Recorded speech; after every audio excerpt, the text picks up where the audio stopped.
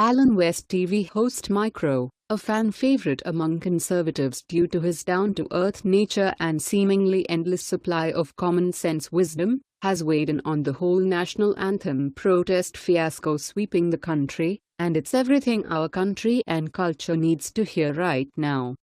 Typically, Rowe tries to avoid getting deep into politics, preferring to remain the everyman, connecting to folks through shared experiences and humor. However, after a fan asked him a question on the topic, he opted to dive right in, sparing no one. According to the Daily Caller, Rowe's response started off philosophically. "In democracies, we the people get the government we deserve," he wrote. "We also get the celebrities we deserve, the artists we deserve, and the athletes we deserve. Because ultimately, we the people get to decide who and what gets our attention, and who and what does not." He continues by laying out the issue at hand. Right now, Rowe says, the NFL, the players who choose to kneel, the networks who choose to broadcast their protest, the advertisers who sponsor the games, and the President of the United States, are all eager for our attention. And they are all using football to get it. That's all well and good, right up to the point where it isn't. In my view, this controversy really isn't about patriotism, social justice, racial inequality, or free speech. It's not even about the flag or the national anthem. It's really only about one thing: what we will tolerate, and what we won't. Rowe did not spare President Donald Trump from criticism. "I was disappointed last night to hear President Trump encourage owners to fire players who refuse to stand for the anthem," he said. "Not because I dispute the owner's right to do so, and not because I would grieve the dismissal of anyone who chooses to disrespect our flag. I was disappointed because the president's comments presuppose that the owners are in charge of the game. They're not. We are. We decide what to watch, and that decision, far more than any other consideration, will determine what the owners choose to do. And that in turn will affect what the players choose to do."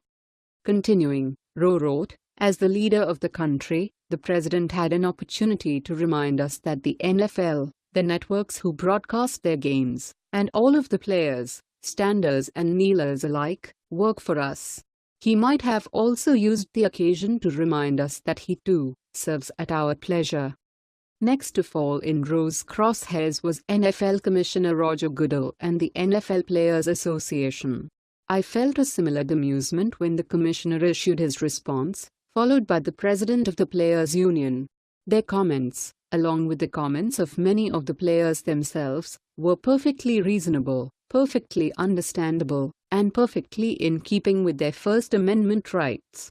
But they were also perfectly arrogant. Because they too presuppose that millions of fans will continue to watch them play a game, no matter what, Rowe wrote. Perhaps they're right, Rowe posits. Historically, football fans have shown a collective willingness to ignore and enable all sorts of dubious behavior. The players have agents and unions, the owners have money and power, and the fans are always caught in the middle.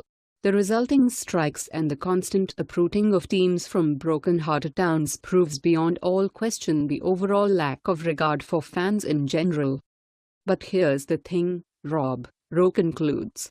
The fans of professional football are not powerless, we're just not yet offended enough to turn the channel. Should that ever change in a meaningful way, if for instance, a percentage of football fans relative to those players who chose to kneel during today's games, chose to watch something else next Sunday, I can assure you, the matter would be resolved by Monday.